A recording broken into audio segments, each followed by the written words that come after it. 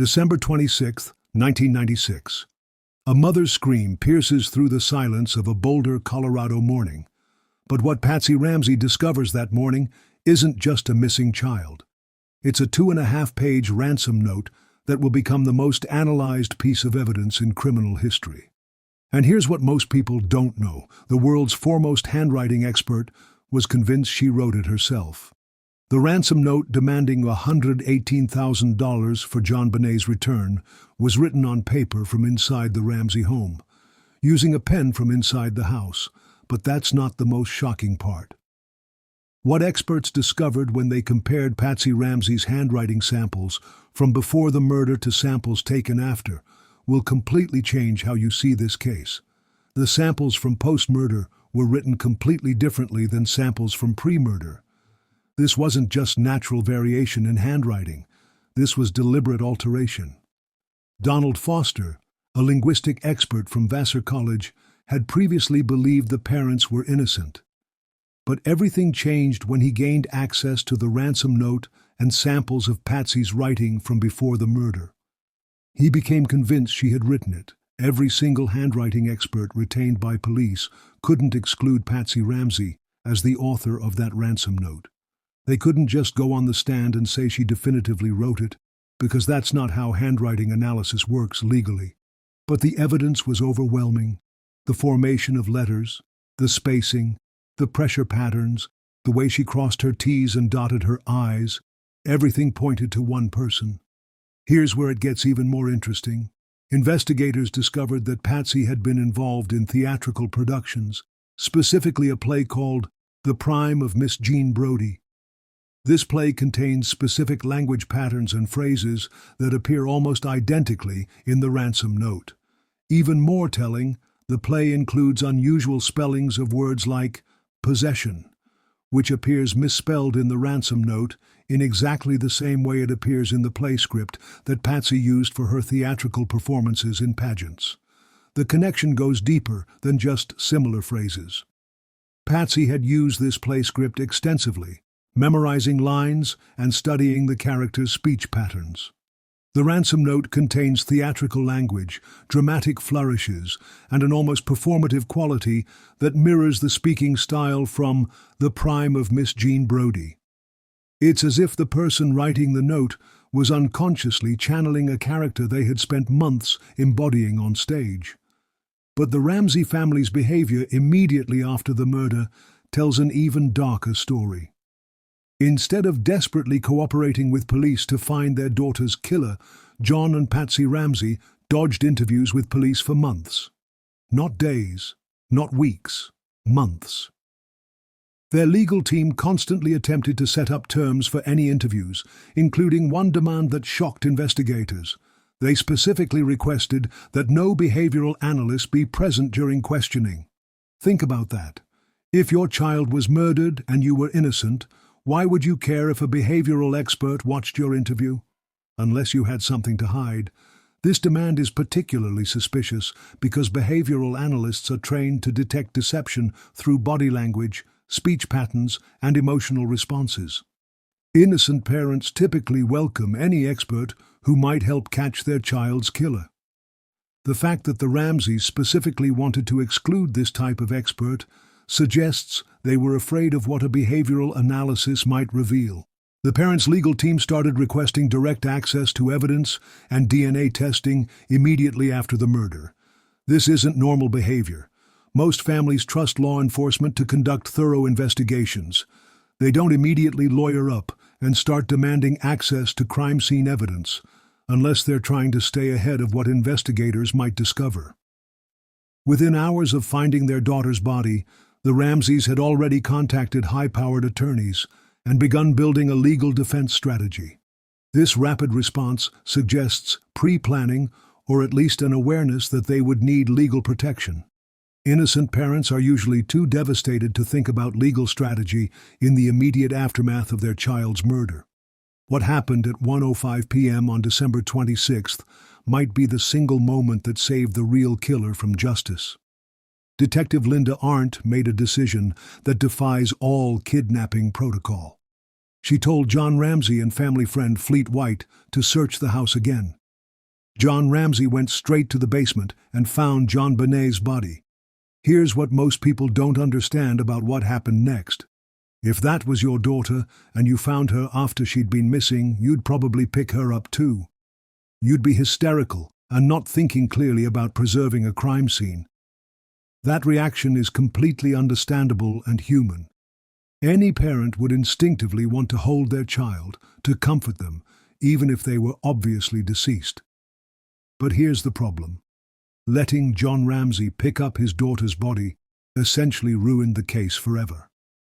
That single action destroyed crucial evidence that could have been used to detain the parents and question their story until one of them broke.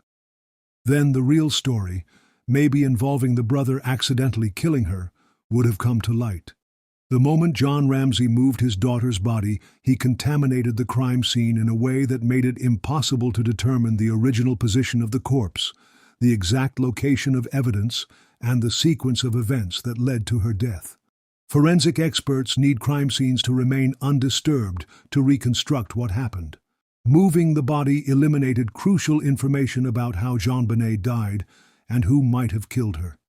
The police investigation was catastrophically botched from the very first moment. They failed to lock down the house as a crime scene immediately. All evidence from the house was pretty much ruined or excluded because of this fundamental error. If there was ever a chance to find the killer, it disappeared in those first critical hours. Officer Rick French, the first officer on scene, performed only a cursory search of the house. He somehow missed the small basement room where JonBenét's body lay. This room wasn't hidden or difficult to access. It was simply overlooked during what should have been a thorough search of the entire premises. This failure meant that the body remained undiscovered for over 7 hours, during which time the crime scene continued to be contaminated. Think about this logically. In a legitimate kidnapping, families are told to stay by the phone and wait for contact. They're instructed not to search the house or disturb potential evidence, but Detective Arndt essentially told John Ramsey to go look around. This decision alone changed everything. The contaminated crime scene meant that investigators could never definitively prove what happened inside that house. At least 12 people had access to the home during the critical first hours. Friends, family members, clergy, victim advocates, all walking through rooms where crucial evidence might have existed. Footprints, fingerprints, DNA from multiple sources made it impossible to isolate evidence from the actual crime. Every person who entered that house potentially destroyed evidence that could have solved the case. Hair fibers were transferred between people and locations. Fingerprints were overlaid on surfaces that might have contained the killer's prints. DNA was cross-contaminated as people moved through different rooms. The crime scene became a chaotic mixture of evidence from multiple sources, making forensic analysis nearly impossible. But there's something even more suspicious about the family's behavior. The 911 call that Patsy made at 5:52 a.m. contains evidence that the family has never adequately explained. At the end of the call, before hanging up, 3 additional voices can be heard in the background. John Ramsey can be heard saying, "We're not speaking to you." Burke's voice is also detected on the call. This is crucial because the parents later claimed that Burke was asleep during the entire incident that morning. If Burke was awake and present during the 911 call, why did his parents lie about this detail? What else might they have lied about? The fact that they would lie about such a seemingly minor detail suggests they were already constructing a false narrative about the events of that morning. The voices on the 911 call suggest that there was a conversation happening in the background that the family didn't want the dispatcher to hear. Audio experts who analyzed the call believe that Burke can be heard asking, "What did you find?" This question implies that Burke knew something had been found, contradicting his parents' claims that he was asleep and unaware of what was happening. Many experts now believe that JonBenét's death was the result of an accident involving her 9-year-old brother Burke, followed by an elaborate cover-up by their parents. This theory explains almost everything that seems suspicious about the case. The head wound that JonBenét suffered was delivered with tremendous force. but it might not have been intended to kill her. If Burke had struck his sister during an argument, perhaps over Christmas presents or food, it could have caused the fatal injury without malicious intent. Children that age don't understand the consequences of their actions when they lash out in anger or frustration. The force required to fracture JonBenét's skull so severely could have come from a child swinging a heavy object in a moment of rage.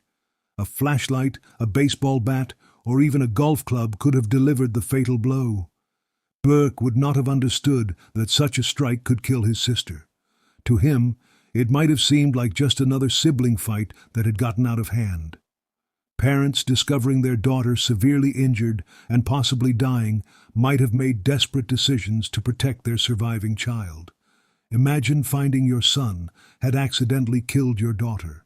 The panic, the fear of losing both children, the knowledge that Burke could be taken away by Child Protective Services could drive parents to make unthinkable choices.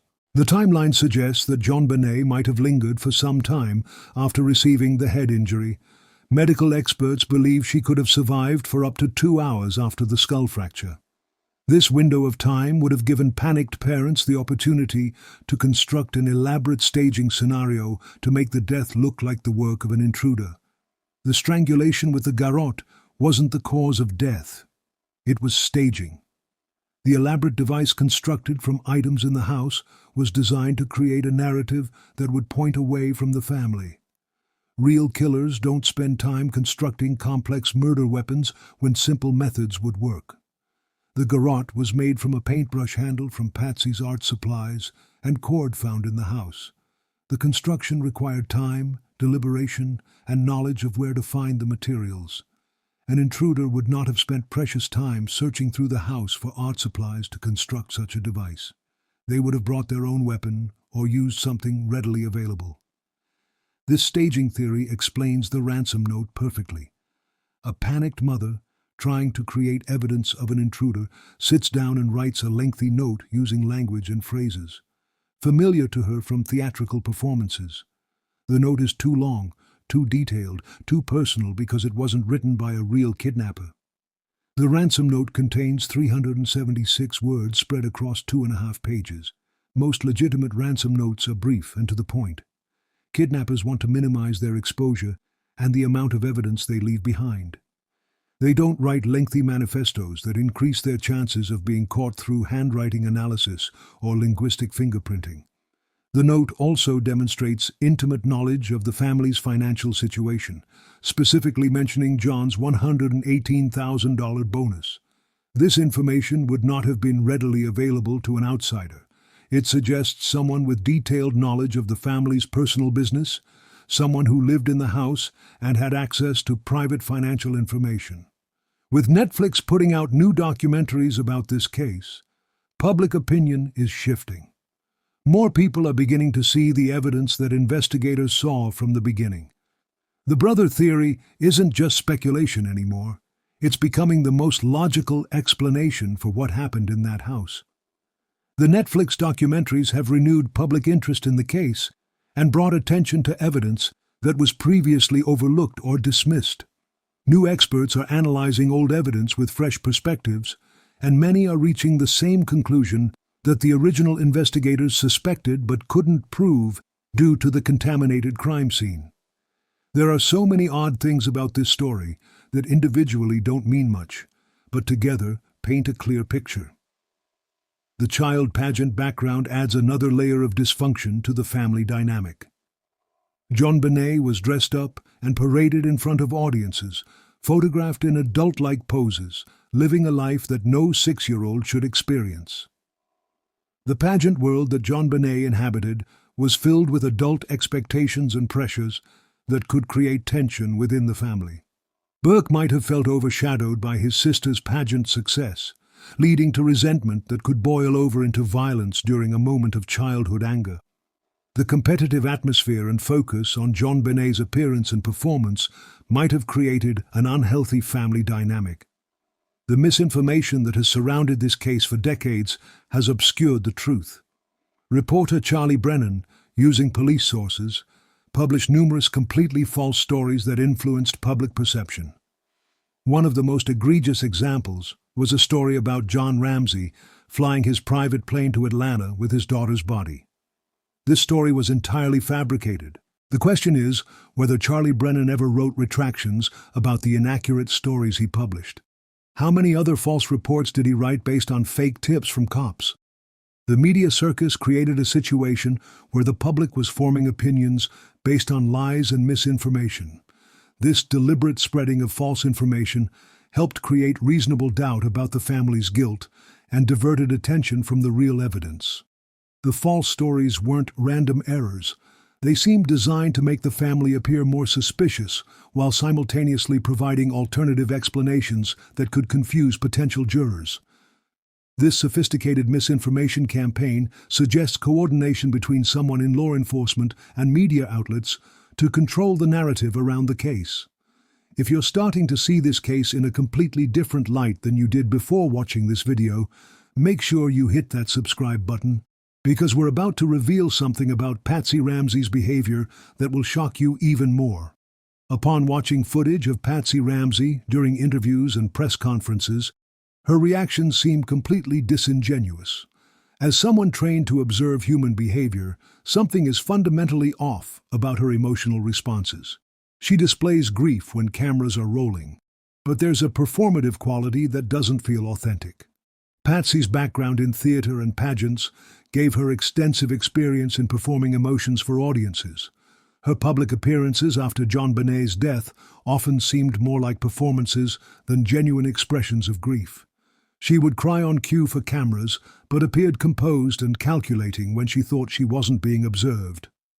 Body language experts who have analyzed Patsy's interviews note several concerning behaviors.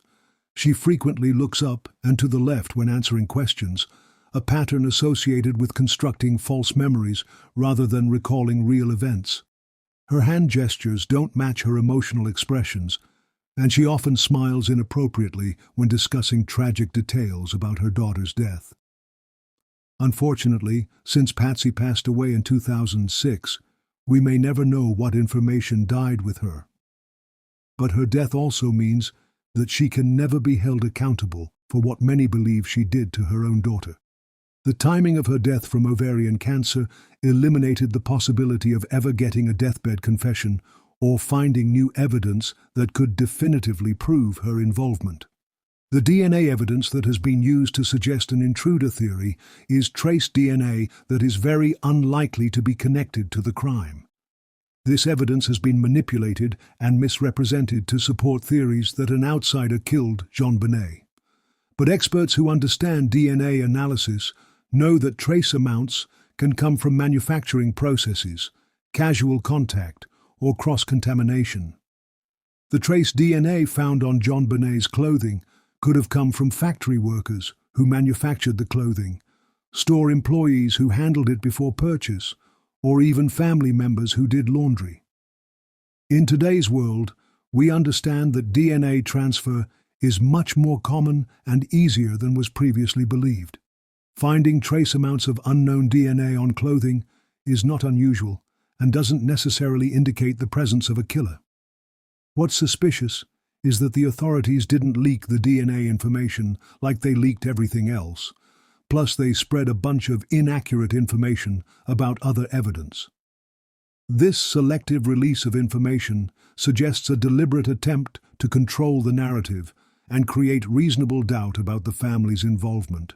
The Boulder District Attorney's Office, under Alex Hunter, seemed more interested in protecting the Ramsey family than prosecuting them. In 1999, a grand jury voted to indict John and Patsy Ramsey on charges of child abuse, resulting in death and accessory to murder. But Alex Hunter refused to sign the indictment. Think about that. A grand jury, after hearing all the evidence, believed there was probable cause to charge the parents, but the DA decided not to prosecute. This decision kept the public from knowing for years that the grand jury had actually found evidence against the parents. The sealed indictment created a false impression that even a grand jury couldn't find evidence of wrongdoing. The grand jury's decision to indict suggests that the evidence was much stronger than the public knew. Grand juries typically only indict when they believe there's substantial evidence of guilt. The fact that DA Hunter refused to prosecute despite this recommendation raises questions about whether political considerations or relationships influenced his decision. Alex Hunter's decision not to prosecute became one of the most controversial aspects of the case. Legal experts questioned whether he was protecting the Ramsey family due to their social status and connections in Boulder. The decision effectively ended any chance of getting justice for JonBenét through the criminal courts. The original investigation was so poorly handled that it became impossible to get justice for JonBenét. The crime scene contamination, the media circus, the legal protection of the family, all combined to create a situation where the truth was buried under layers of dysfunction and misinformation. Recent developments in DNA technology have given some people hope that the case might be solved, but this is probably wishful thinking.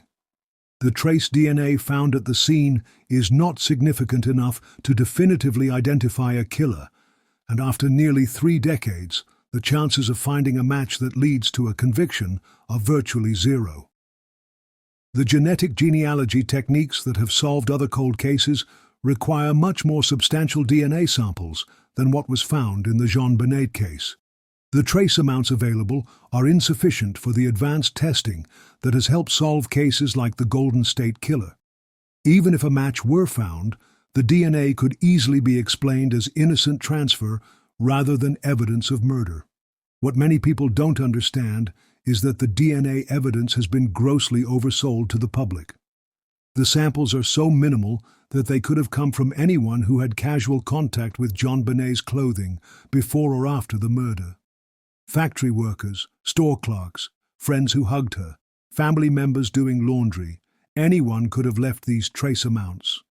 The Boulder Police Department and DA's office have used this questionable DNA evidence as a shield to avoid acknowledging their investigative failures. By claiming that unknown DNA proves an intruder killed JonBenét, they deflect attention from the mountain of evidence pointing to family involvement. It's a convenient narrative that protects both the remaining family members and the officials who botched the case. The reality is that this case represents everything wrong with how high-profile crimes are investigated in America. The family had money and connections. They hired the best lawyers immediately. They controlled access to themselves and their son. They manipulated media coverage. They avoided accountability at every turn.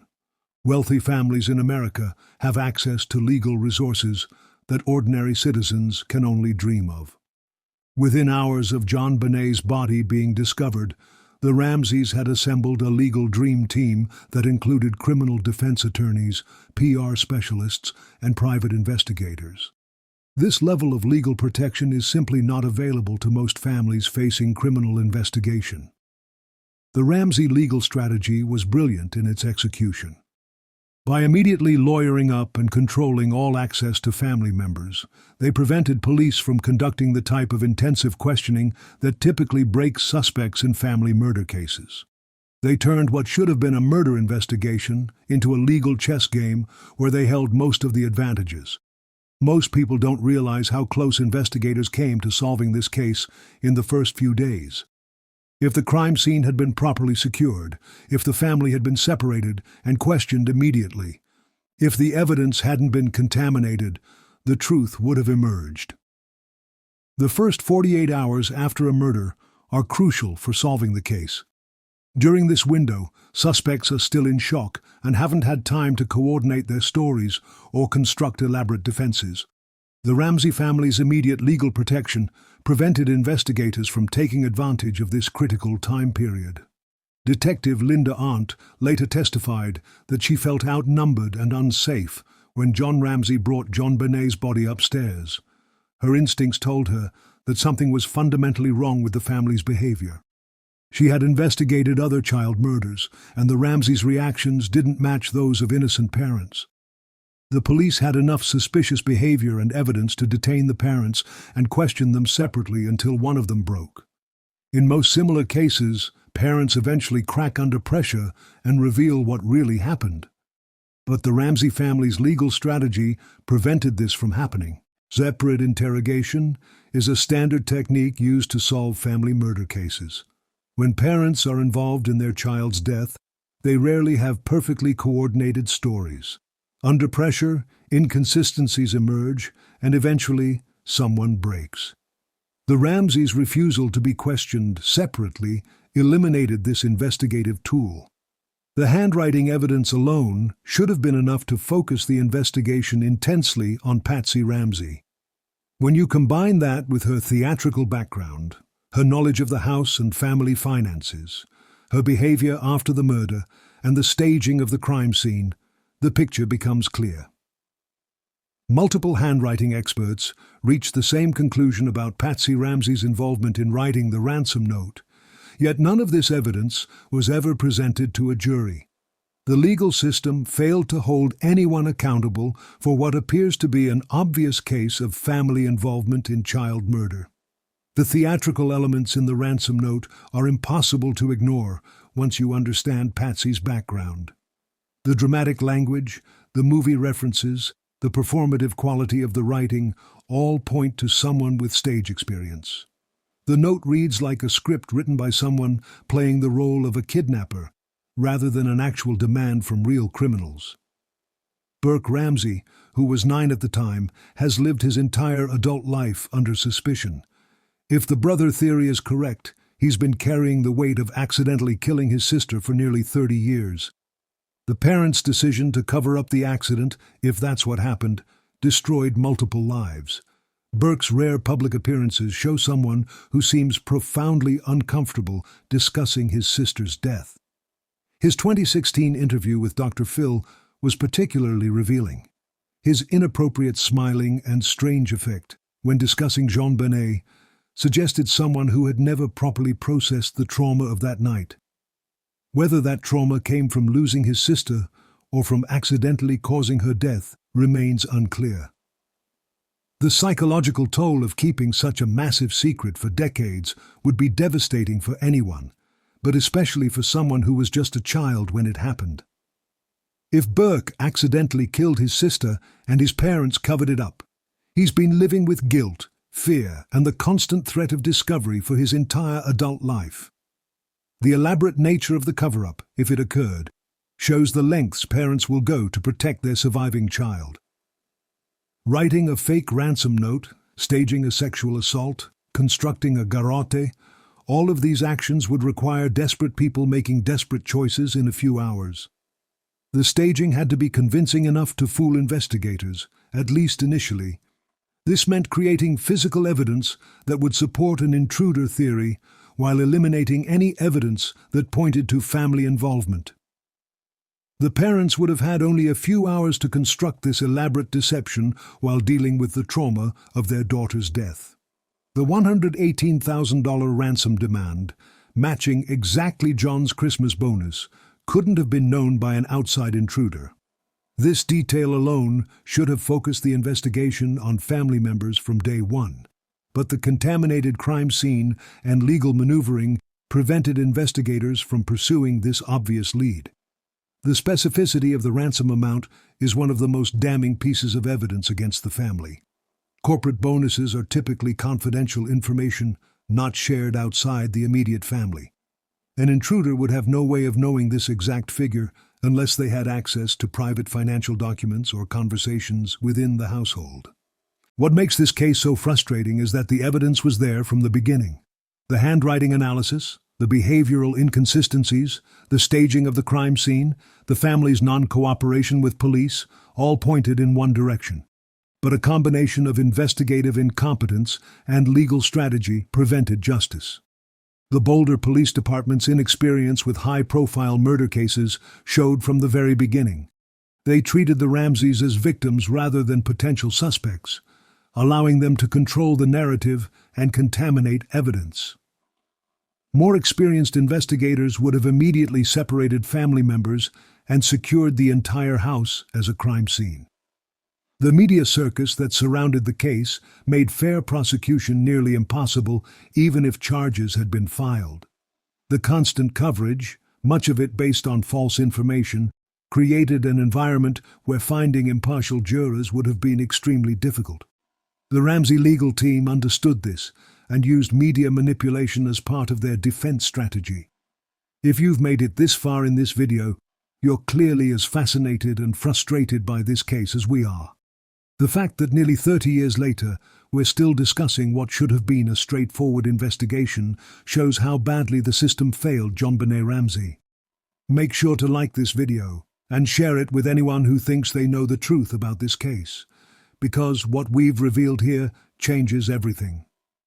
The JonBenét Ramsey case isn't really about who killed a 6-year-old girl on Christmas night 1996. It's about how money, lawyers, and media manipulation can prevent justice from being served. It's about how a botched investigation can let killers walk free. And it's about how sometimes the people who should protect children are the ones who harm them most. Today, Burke Ramsey lives a private life in Michigan, rarely speaking publicly about that night. John Ramsey continues to maintain his family's innocence and calls for continued investigation using advanced DNA techniques. But Patsy Ramsey, the person who many experts believe holds the key to solving this case, took her secrets to the grave when she died of ovarian cancer in 2006. The timing of Patsy's death eliminated any possibility of a deathbed confession or finding new evidence that could definitively prove her involvement in writing the ransom note. With her death, the person most likely responsible for the cover-up can never be held accountable for her actions. John Ramsey has spent the decades since his daughter's death advocating for continued investigation and defending his family's innocence.